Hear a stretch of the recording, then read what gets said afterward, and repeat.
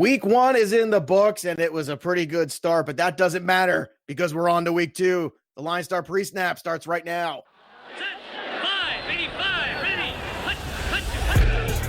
You're listening to the PreSnap podcast, brought to you by LineStar, the top-rated DFS tool set and #1 companion for DraftKings, FanDuel, and Yahoo Daily Fantasy. Go LineStar Premium now at LineStarApp.com. Now, here are your hosts, fantasy football experts Joe Pisapia and Chris Meaney.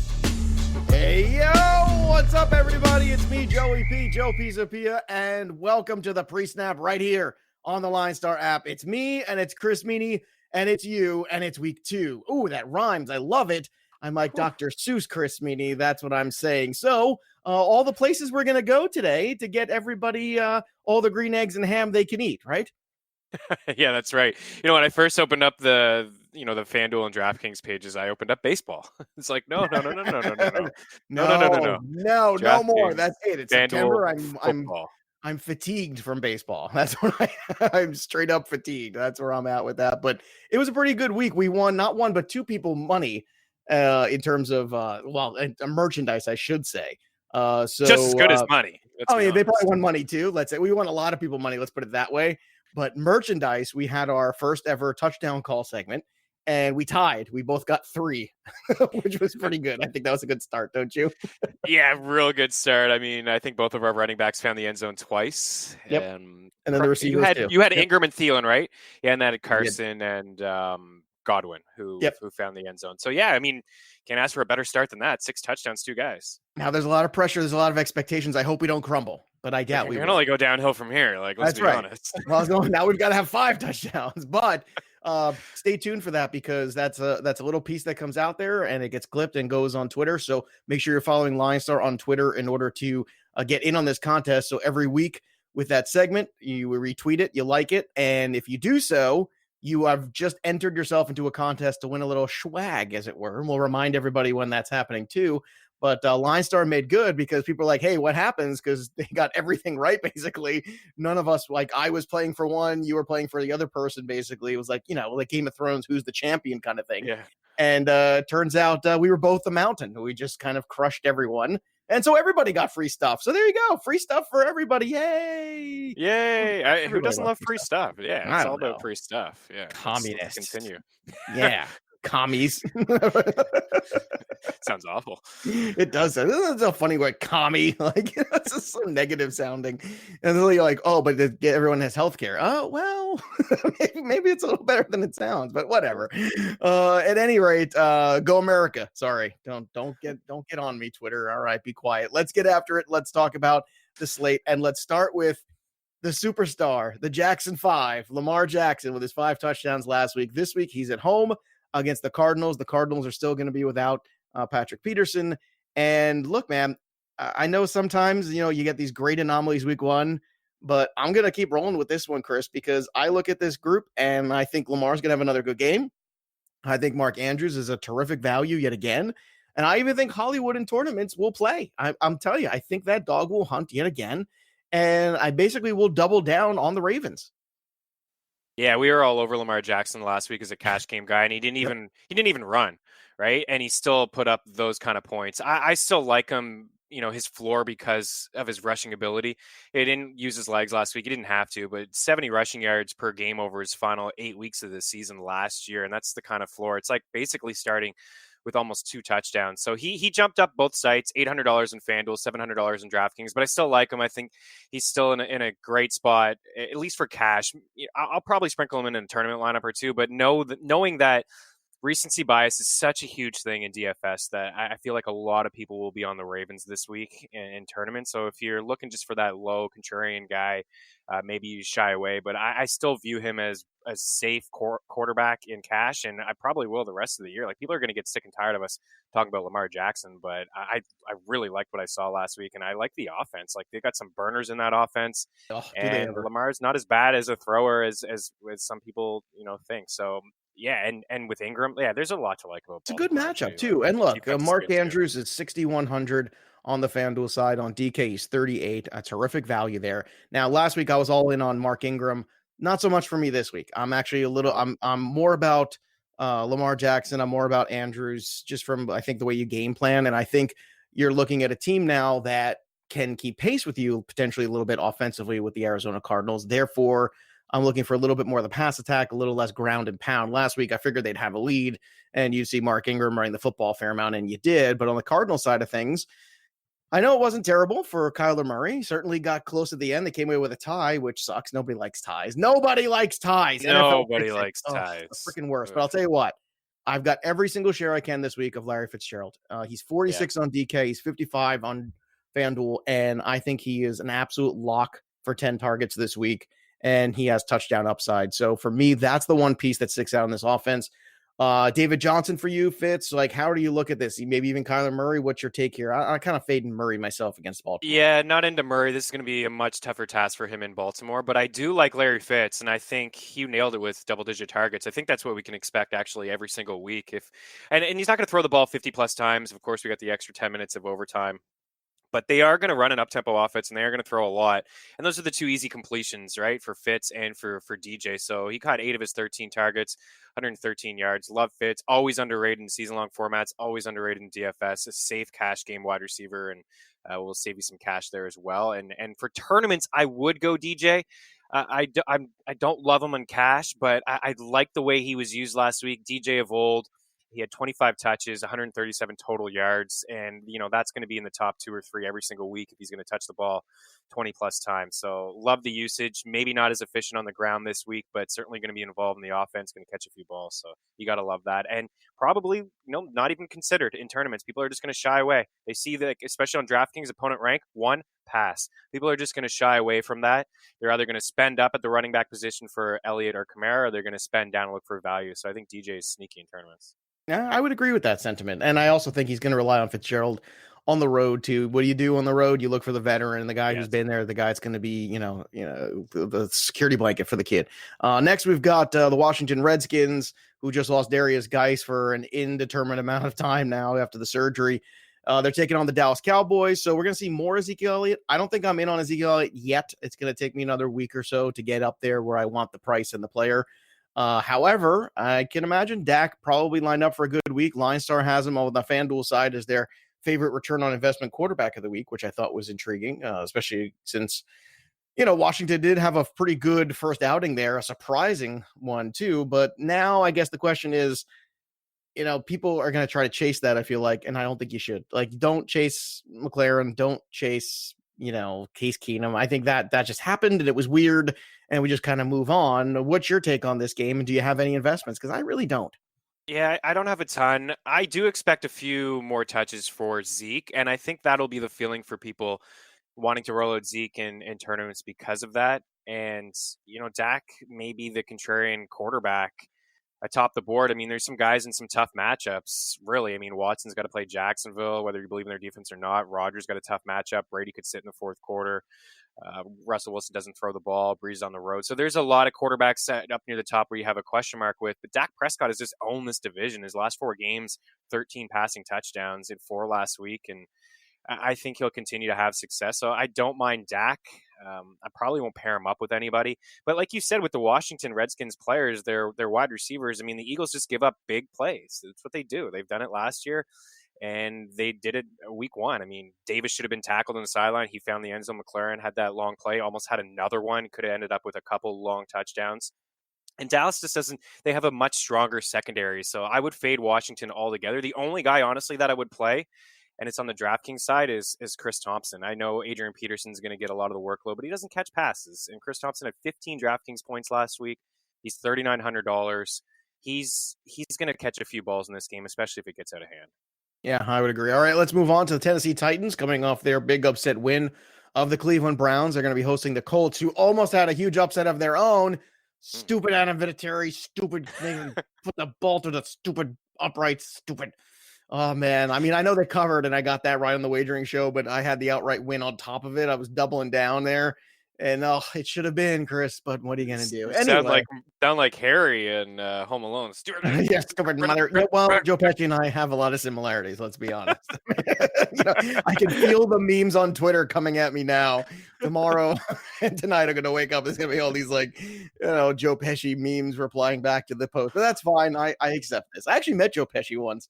I actually carried his golf clubs. It was a surreal experience. Yeah, it was weird. Boy, is he tiny. It was weird. Yeah. Boy, is he tiny. Yeah. Yeah. Is he a decent golfer? Oh, yeah. Very good. Very serious. Yeah. But the weirdest part is he was at the time dating Angie Everhart. And I don't know if you know who that is, but if you Google her and then you know who Joe Pesci looks like, it is one of the strangest things I've ever seen. So Joe Pesci is the man. Let's just put it that way. Go ahead, Google Angie Everhart and then get back to me about how cool Joe Pesci is now. If you thought he was cool before. Yeah. Yeah, I just Googled it. Yeah, he's cool. Let me tell you, that guy. Anyway, look, for me, this one, it's all about Derrick Henry and them running the football at home. I think this Tennessee defense is really good.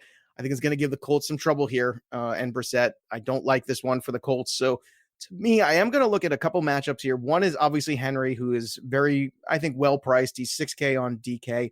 On FanDuel, he's 75, which is about where you want those second-tier running backs at. I think that's a fair price for the amount of workload I think he's going to get. I just want to point out, too, A.J. Brown against the rookie Rocky Ya-Sin is a good matchup for him. He's only 4K on DraftKings. On FanDuel, he's 54. It's a practical punt. So just keep that in mind when you're looking for lineup builders this week. I think he's a responsible punt. He had a good game last week, and I think that some opportunity there against a rookie who's got talent but is still a little green to, maybe on the NFL stage a little bit, get put in a bad spot here or there. Yeah, I like that call. And he looked good last week, especially after the catch. He made a couple nice moves. He's got a lot of talent. It's just people don't love him because of Tennessee, and what they want to do is run the ball, like you alluded to with Derrick Henry. So I don't have a lot of feel for or a lot of love for this game. And no, me neither. Total 44 points. Pretty much a hard I think pass. both backs are going to probably touch the ball 20 times. Like Mac had a solid game. Him and Henry should, combine for about 40 touches in this game. If you want to go that way, you have some safety, but I feel like both ceilings are kind of maxed. Or limited, I suppose, capped. I do like Henry a little bit more than Mac. I think, what they definitely want to do is run the ball. So, but not a lot of feel for this game, really. No, I do have a feel for this next one, though. It's the Pittsburgh Steelers at home after an absolute shellacking, which, I mean, if my smile wasn't already so wide from the Patriots getting Antonio Brown, them Sunday night, if you could imagine the eating grin on my face somewhere around like 10 p.m. Eastern as the score ticked up to 33-3. It was a good time, Chris. It was a good time, but absolute blowout. Yeah. It's so enjoyable. But anyway, I'm all in on the Steelers this week. I'm all in on Roethlisberger. I'm all in on Connor. Just keep checking the news, make sure everything's moving the right direction for him. And I'm all on Juju. I'm all on the big three here in this game. I even have a little love for James Washington because Seattle had trouble scoring at home against the freaking Bengals. And with Tyler Lockett banged up in this one, it's going to be even harder for them. And I think that the Pittsburgh defense is going to come out like gangbusters after just probably getting their butt handed to them in practice all week. So I'm all in on the Steelers this week. It's my favorite of the lesser stacks that we'll get to the big ones in a second. But of all of like the games that people I don't think are talking about enough, it's the Steeler bounce back. And if it doesn't happen, it doesn't happen. But I have every indication to feel as though, historically speaking, Pittsburgh at home after an ass kicking against a team rival there in the conference, rather, there's no way that the Pittsburgh Steelers are going to go 0-2 here. Yeah, I agree. And for Juju, he's a solid play. And, again, recency bias is such a huge thing in DFS. Everybody watched primetime on Sunday. Everybody watched the disconnect with Big Ben and all of his weapons, and New England doing what they do best and taking the opposing best player just away, eliminating them. And that's what happened with Juju. So I like Big Ben. I think he's a decent, quarterback in terms of GPPs, tournaments. You mentioned James Washington. Love him. I really do. And at first it was Moncrief, and I'm sure he'll have a better game, and he'll go to Moncrief potentially in the red zone, which he went to him once, and there's a disconnect Moncrief dropped at all. So many Moncrief balls. dropped a ton of balls, 10 targets. I've never been a fan of his ever. I mean, that 1 year he had was all luck, and a lot of it was luck. How do you mean that? Yeah. So it was most of his work came inside the red zone. But I like James Washington. He started to get more play in the second half last week. And look what Tyler Boyd had a good game in the slot. But look at what John Ross was able to do against that secondary. A very similar player who's got speed, some inconsistency for sure, and some of the route running in his hands, but Big Ben is going to take some shots with James Washington, especially one-on-one coverage, and I think he's that tournament guy. He's I love his price on DraftKings. He's $3,600. I think that's the Good guy win. that you should take some shots on. And you could go Connor and Steelers defense and try to think outside the box a little bit in tournaments that, to your point, maybe they just have a lot of success against Russell Wilson and what is a weak Bad offense. offensive line. I think And then they Watson lean on Connor a little bit in the second half. I mean, you could get both sides of it there. Dude, let me tell you something. I'm all in on the Steelers. Every share of every different combination, and I just think it's going to play. I really do. Giants at home against the Bills. So the Bills will go to the Meadowlands 2 weeks in a row. They beat the Jets, as like I told you they would last week, and they're going to beat the Giants, I think, this week. I really do. That secondary is tough. They are really strong. They've been strong, and they're getting a little help up front too.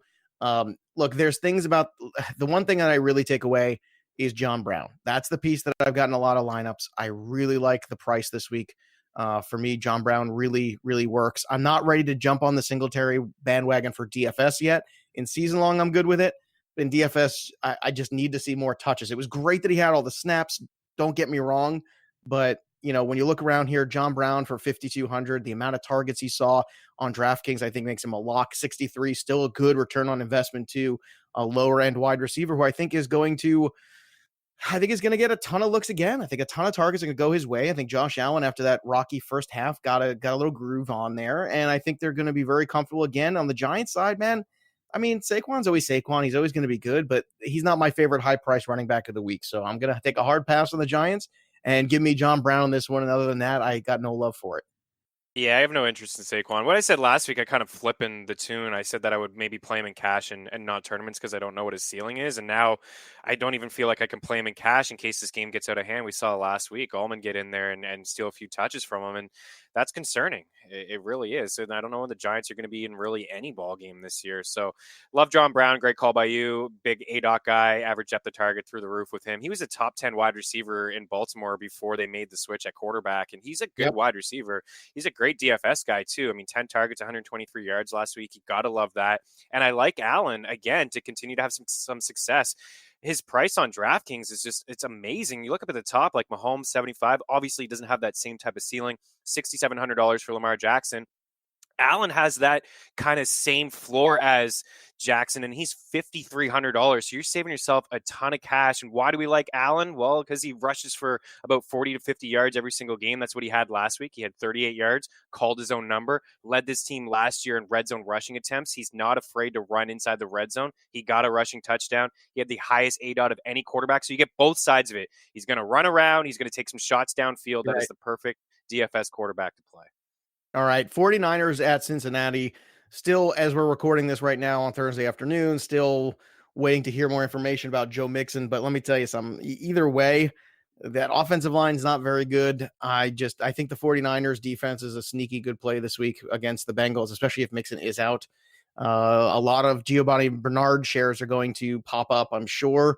I'm not loving that personally. I don't know. And, the 49ers, I know a lot of people are going to see Mostert and they're going to see Breida and they're going to get involved with that, but not me. I just, when everyone's splitting carries, nobody wins, I just feel like. And the one guy I have love for is, you want to talk about recency bias and using it to your advantage. I think it's with George Kittle. Kittle had a quiet game. He had a touchdown called back, but on DK, he's 68. On FanDuel, he's 71, still expensive. But I think from an ownership standpoint, people are going to overlook him after the quiet week one a little bit, and they shouldn't. Yeah, nobody else had any targets in that offense. It was all Kittle, double-digit targets. Yeah, so I love that play, cash tournaments for sure. And I'm lockstep with you in terms of both running backs. Like if Mixon doesn't play, I may roll out Bernard in one on DraftKings, but you're not getting much of a discount there at $5,300. I mean, we'll get to another guy who's a very similar price and has more upside than him at the running back position. So, and I agree with San Fran. I think it's going to be a little bit of Breida and Mostert. You just don't know. I mean, Mostert runs hard. He could easily take over that game. And if Breida struggles, like it's both sides. It's just a mess. It really is. And honestly, I love the San Fran call too as well. And I think it's going against the grain. I think a lot of people will see Boyd and Ross having big games last week, and I don't think you can count on that, even against the 49ers. I just don't think you can count on back-to-back games like that, and you could get let down, and they'll come with high ownerships. I don't mind taking shots on either of them, but I'm going to have some exposure to San Fran's defense. And yeah, last week, more picks than they had all last season. Maybe it's their year. They have a nice rush attack. Like, they can get after the quarterback. They're You just improved. mentioned the line in Cincinnati's not fantastic. Yeah, they're improved. The defense is not awful. They can make things happen. All right, this one's getting wackier too by the minute. The Chargers at the Lions. Now, look, last week you saw everything I was talking about with the Chargers. No Derwin James, no Melvin Gordon, trouble kind of closing things out. They got lucky. They got lucky because Adam Vinatieri forgot how to kick anything at football. Anything, just forgot to kick a can. He forgot. And now you're taking away Mike Williams potentially. Hunter Henry's now out for another period of time. Like, what else is new? And now the Chargers are down even more. Now, I know some people say, well, that's great because you just kind of bump up Eckler, but I hate that kind of lazy fantasy where it just people just go automatically, well, that's what happens and that what works. Any love for somebody like Benjamin in this game, a secondary wide receiver where you maybe take a shot? To me, this game scares the crap out of me, except for one thing, and that's Kerryon Johnson, who I think is a tremendous value, especially on the FanDuel side. You look at his price at 6,600 as an all-purpose back against a team that gave up a ton of yards to Marlon Mack last week. I love Kerryon coming into this week. Yeah, I like Carry too. Just my one fear is that CJ will come in there and steal a red It's a zone real fear. opportunity, but It's it a is real a real fear. But I do like Carry for sure. Fanshare has TJ Hawkinson as the expected highest owned tight end of the week, which is pretty remarkable to think about. So I may go another way there. I think that was just a great game script. Don't get me wrong, I love him. I think he's a terrific athlete, and he's going to have a decent season, probably the best ever from a rookie tight end. But I'll probably just shy away. I think this is going to be a slow paced game. I like Eckler still. I mean, what I said last week, and there was 2 December games, 28 carries and 13 targets without Melvin Gordon. And last week, 75% of the snaps, 154 total yards, 19 total opportunities. He's probably going to get that again, but just know he's going to be extremely chalky. I'd rather play him in cash than in tournaments. But again, another game where the Chargers just really may be in trouble. We talked about that last week with some of the injuries. So I think Allen will get a lot of looks, a lot of targets, but Benjamin's a good call by you. The tournament, $3,200. Why not? Because we're going to get to him in a second. Mecole Hardman's going to be very popular, and I don't think that's popular. Wrong.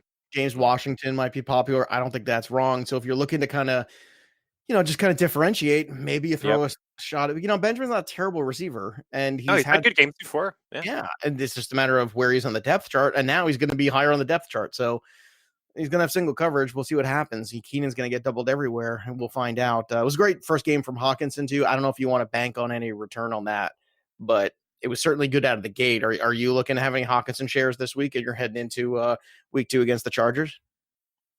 Maybe 1 or 2, 3K. I was just saying, Fanshare, has him as the projected, the highest ownership projection out of any tight end. So I'll probably fade that kind of noise and go another way. I think that Detroit will lean on their run game. They still want to run the football. It was just a different environment last week.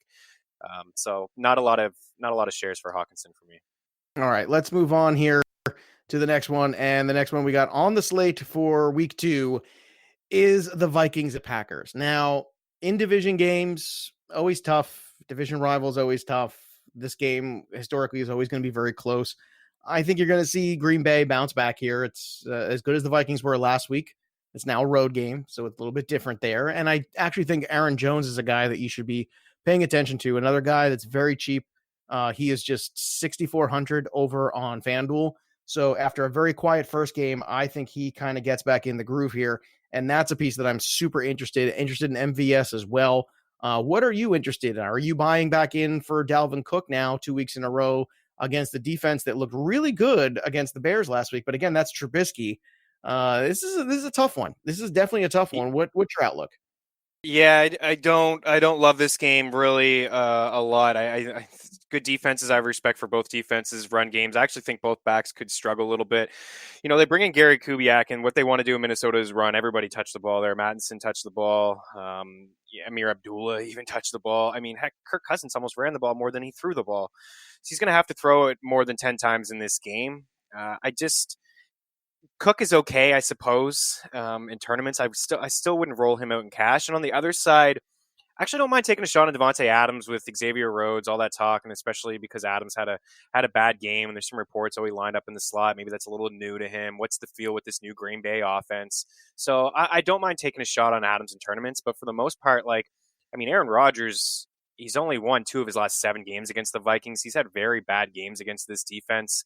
So I just don't have a strong feel for really a whole lot of Packers or Vikings for that matter. Like this isn't a game. Jones is the one guy where I look at it and I go, look, last year he had a really good run towards the end of the year. Scoring touchdowns, been very consistent. I just kind of throw out last week against the Bears. Agree. You should throw that out. Yeah. It's tough to open up, 2 weeks in a row, once on the road against a division rival and then come home against a division rival. That's asking a lot. It is. I feel like it's kind of annoying from a scheduling standpoint. I'd be a little annoyed if I was them opening the season that way. You don't like to play those in division games till you get a couple weeks into the season. Everybody gets ramped up and at full strength. Houston Texans at home against the Jacksonville Jaguars. Some really good corners in this game because you got Ramsey and Bouye, but I don't think it matters. It's always going to be the DeAndre Hopkins show. It's not going to make a difference. The question is, what else can we go to? Carlos Hyde had a good first game. Now, he's just 5,400 on FanDuel. Nobody ran the ball more on first down last year than the Texans. So that's something to keep in mind when you're looking at some cheaper running backs or some punt play running backs. Hyde is just 36 over on DK, and that's because Duke Johnson gets the passing work there, and he's at 5K over on DraftKings. So how do you approach first, let's say, this Houston squad? And look, they're facing a good pass rush this week again, which is a problem because that offensive line was absolute crap last week on Monday night. That is not good. You can't have Watson sacked 6 times. It's unacceptable. And I don't think it gets much easier this week. No, it's not. And that's probably why I won't play him in cash. Like Watson, I may not even play him all year in cash if this continues. I mean, he's obviously not 100%. He was in that tent numerous times. He dealt with that tailbone injury pretty much the entire game. Like, yeah, he's still capable of having, a great game. And we saw towards the end of that contest, he got his team back into it. I think it's, a contrarian option, maybe going Hopkins all the way up at the top, seeing that price and knowing that he's going to go against Jacksonville. And seeing what everybody saw last week on primetime Monday Night Football was, Watson with that injury. So I think both of those guys, highly priced, could be a sneaky little low-owned opportunity for people who want to go that route in tournaments. I like Duke Johnson as well. You touched on him, 5K. I think he's going to get about 4 or 5 targets every single game. I think that's a lock. Now, Kiki Cutesy probably back into the lineup, which may take away some of the work that Duke did last week, but I still like him. And on the other side, I know I'm jumping the gun here. We were talking about Houston, but on the other side for Fournette, maybe as like a contrarian play, I think people are just out on him. So I wouldn't be shocked if he had like an ownership in huge, the Sunday Million that was like less than 5%. This is what they're going to want to do in Jacksonville, especially with Nick Foles out, is run the football, rely on Fournette in the passing game a little bit as well. It's pretty much the only Jaguar I would touch. Well, 6,900 is doable on FanDuel. On DraftKings side, it's doable as well at 63. I get what you're saying there. And I actually think it has a lot of merit because, it's funny. People think, oh, you got to be so different in order to win these big tournaments. Not really. No. You just need one you need to be right about the big things. And then it's that one piece. That's it. And that one piece could be a guy like Fournette, who is low owned, underpriced. And like you said, Chris, going to be an integral part of the offense, especially now that Foles is out. So I actually think that's very astute. See, you're not just a pretty face. I don't care what anybody says. 6 targets, though. Like that, like we're not used to seeing that from Fournette. And there's been talk about how they wanted to get him more involved through the air, right? I mean, they got rid of TJ Yeldon, so maybe he ends up with 6 or 6. If he can catch 5 balls and give you 60 to 70 yards on the ground, I mean, that's not a loss. No. All right, so we got a couple big games in a row here. This is what it's all about. This is what we've been waiting for. The New England Patriots at the Dolphins. The line is 18.5, by the way, which is huge. But look, Tom Brady historically does not play well in the hot weather. No, okay. And I mean, not well at all. So keep that in mind. And I see a lot of people sending me screenshots. What do you think of this? What do you think of this? And I'm telling you right now, it's not that I don't have confidence that the Patriots are going to win this football game, but I have concerns because what if they are up by a ton?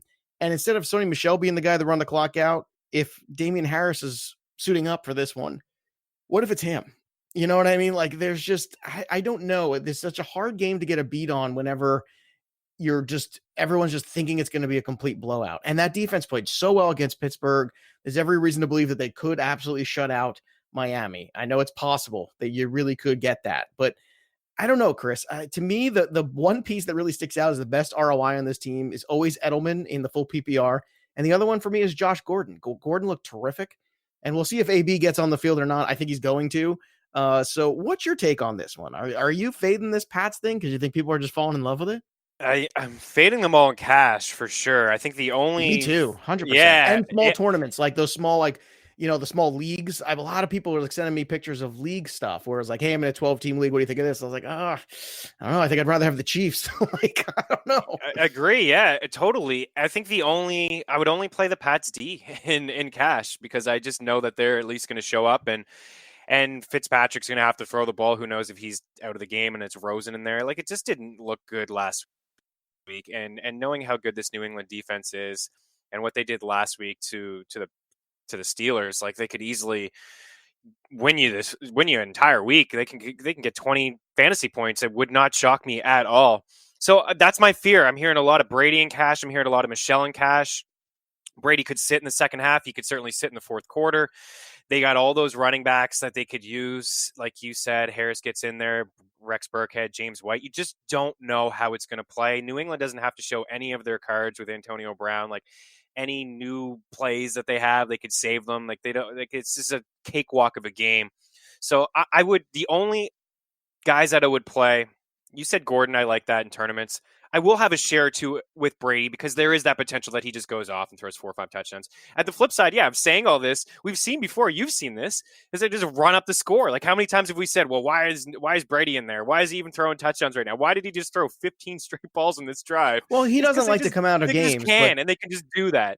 Right. He doesn't like to come out of games, but that's the whole point is that, there's that opportunity where they're just going to turn it off and hand it off. And I know everybody just automatically goes, okay, duh, Sony Michel. But if you're trying to pace Sony Michel this season with the knee and everything, this is not the game you want him getting work in. And this is a perfect opportunity to get Harris some work. And I'm telling you right now, it's something you have to put into your equation. So I'm not saying limit your shares. I'm saying choose carefully. Now, I will have a Michelle share. I will have a Michelle share. Fair, and that's fair. Like and he probably will. He probably will fall in the end zone multiple times. It's very possible. But I'm just saying it's tough to go all in on because I think you have to keep in the back of your mind what I'm talking about because I think it's a distinct possibility here with his health that I know I would be looking if I'm them. It's week 2. It's the Dolphins. If we're up by 40, why am I running Sony Michel into the ground? Right. That just makes in the heat, in the 90-degree heat or whatever it's going to be down there. It doesn't make any sense to me whatsoever. Now, this next one I'm all in on. I have no reservations here, Chris. None. I am all in on the Chiefs at Oakland. The feel-good story that was the Oakland Raiders is going to be over now. That's it. It was 1 week. It's done. Now it's about Kansas City, and I'm all in on Mahomes, and I'm talking cash, and I'm talking tournaments. I don't care. I know you think I'm goofy right now, but I just think against the Oakland Raiders are not very good. And now on top of that, they just lost John Abram for an extended period. So their rookie safety, who's very chippy and hits hard, he's out too. So now it's he looked great. He looked great in the preseason. He's gone. So guess what? Sammy Watkins, 7,200 on DK. Yep. Mecole Hardman, 4,800 on DK. Yep. Travis Kelce, 73. Yep. Over on FanDuel, you got Mecole Hardman at 47, basically a free square. I don't care if the ownership's high. I'm still doing it anyway. And I'll tell you what, I'm punting on the running backs. I want all the guys who are catching the football, not necessarily Damian Williams and McCoy, because I don't know how that's going to shake out. I just think Oakland can do enough because the Chiefs defense is crap too, that they're going to do enough to keep this game going. And it might be like a 51-31 kind of a contest at the end of the day. So I like both sides of this game. We'll get to the Raiders in a second, but I'm in all on the Chiefs. I don't care. I don't care if it's chalk. Give me all the chalk. Yeah, I mean, I don't know who in the hell would call you goofy about Mahomes and cash in tournaments. Absolutely not. Well, they're like, oh, he's too expensive in tournaments. Yeah, he is. Yeah, exactly. Maybe we'll get him lower owned than normal because of that. Maybe people will shy away because there's no Tyreek Hill and they don't think Sammy can duplicate his game, and he probably won't duplicate his game. But there's enough weapons in this offense. Damian Williams caught 6 balls last week. He's going to be a big time player now that Tyreek is out. And Shady's going to be involved too. And I understand what you're saying with both backs. You just don't know you're going to be out on those guys. But I think, I definitely like Damian Williams more than, I usually do because of that Tyreek thing. And I think he'll catch a few balls. And I think Shady will, for the fact that he was involved as much as he was for a guy that just had been with that team for a handful of days. Like, let's be honest. I mean, he had 81 yards on the ground with 10 carries. He caught his only target for 12. Like Shady, in my opinion, is a much better back than Damian Williams. He knows the system. He knows Andy Reid. I think he's going to be more involved. And on the other side, I love Oakland a lot. I think there's a ton of value. If you just want to game stack this matchup, why not? Josh Jacobs is the back I was talking about, who's $600 cheaper than Giovanni Bernard. And Josh Jacobs had 24 touches in his very first game. Now, game script was in his favor. He only caught one pass. He only had one target. Maybe Jalen Richard gets in there and catches some balls. I don't know. But I think Gruden knows what he has with Josh Jacobs. All of a sudden, this team finally has an identity. They know what they want to do. They want to run the football. He can catch. Just because he had one catch doesn't matter. He can catch. He can maybe get 3 or 4 catches in here. You know he's going to touch the ball 20 times. I think that's terrific value at $4,700. And all these other guys that may be chalky, Tyrell Williams, $4,400. Darren Waller, $3,300. Are you kidding me? So Carr's going to be forced to throw the football. And he's had decent games. He had decent games last year against Kansas City. He had one where he had 3 touchdowns. He can get it done. So I like a lot of players in this offense, and I think maybe Oakland may be overlooked. Yeah, I agree, man. And let me tell you some. I am so in. It's funny because you talk about guys we like. All Jacobs in so many lineups already. Before we even come to do this show, I love Jacobs and the Chiefs. That's the combination I want, because if you're the Oakland, you have to come out of the gate running the football. You have to do everything you can to kind of eat up some time and kind of keep the ball away from Patrick Mahomes, because every time he touches the football, he's going to put points on. I'm telling you, it's going to happen in this game. Yeah. So that's your only hope, which means there's going to be a ton of Josh Jacobs. Now, I don't love Williams as much in this game. It's not terrible. I don't like the fact that he's playing on the same side as Tyrann Mathieu, because I think they're going to double Williams, but I think that helps Waller, and I think that helps Jacobs. So those are the 2 pieces in that one that I really like. So you and I are simpatico on this one. That's for sure. All right, let's go to the next one here as we continue to break down week 2. And this is a huge one, a grudge match, the Rams and Saints. This time it's in LA. And Drew Brees, not a fan of him on the road. I'm just not. So I'm not going to go there, because he also limits Michael Thomas's touchdowns on the road too. Go check it out. But I love Kamara on the road. Oh my goodness. All the Kamara all the time. I expect Goff to bounce back as well. I expect Gurley to get a touchdown. So if you want to get involved in another game, this is the one to get involved in, Chris. Oh, for sure. Yeah, Kamara, 3 games against the Rams so far this in his career, 5 touchdowns and 21 catches. So he's going to be involved. Obviously, we know that. So he's a big-time player that I think, you should definitely have exposure to, cash and tournaments. Don't worry about chalk. This is a very high total. In fact, one of the highest, over 50 points, probably going to be scored in this game. And Gurley, I think the same thing applies what we said last week. And yeah, he got some of his red zone opportunities taken away from him. Malcolm Brown found the end zone twice. He fumbled in the red zone. All of that is concerning. But at the same time, why'd we love Gurley last week? Because everybody was off of him and he was cheap. Well, this week, he's even cheaper. He dropped down $700 to the point where he's $7K. And guess what? In week 1, he still totaled 100 yards. Are we just saying he had an awful game and it was brutal? He still totaled 100 yards in that game, touched the ball 15 times, the 3rd highest team implied total of the week, the Rams. So I'm going to be in on Gurley this week. And the fact that everybody saw that last week with Brown and everybody spent all their fab money on picking Brown up, I'm not completely sold on Gurley's going to lose all of that red zone work. So I'm going to take a shot on him for sure in tournaments. I love it. I love Gurley and Kamara in this game. The tricky thing is, all those guys are good. You could just do interchangeable pieces with Woods and with Cooks and with Kupp. It's all a crapshoot. You just don't know which way it's going to go in terms of exploiting the matchup.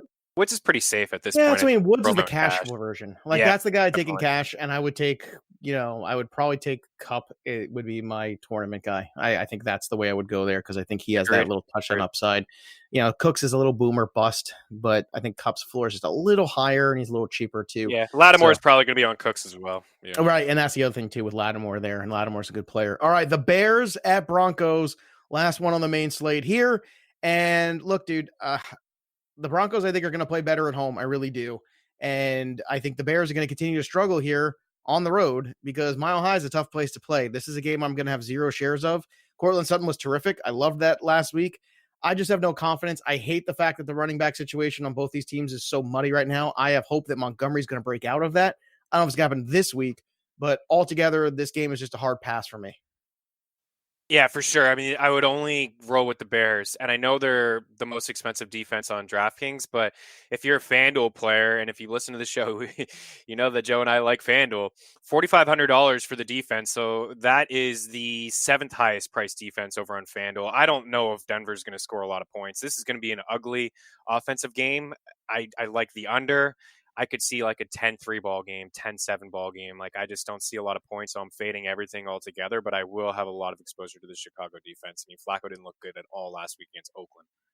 Yeah, and I'll tell you what, the Eagles-Falcons at night, too, that's a game where I just kind of throw my hands up. I do think the Falcons will show up and play better. I think Matt Ryan will do the same thing that Case Keenum did to that secondary, which is pick it apart a little bit. Julio will get fine.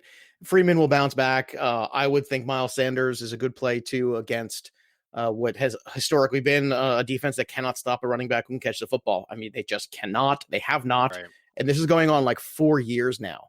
So I don't know if it's a scheme issue, a personnel issue, a combination of all. It's just hilarious to me. It happened again last week, too. Yeah, figure it out. Yeah, it did.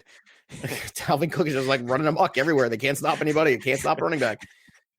It's just, it's comical. It's like, who are the Falcons playing this week? Oh, there it is. Okay, plug him in the lineup. And, I wish Sanders was a lock for more carries. That's the only problem. So that's why I guess Sproles is not going to go anywhere.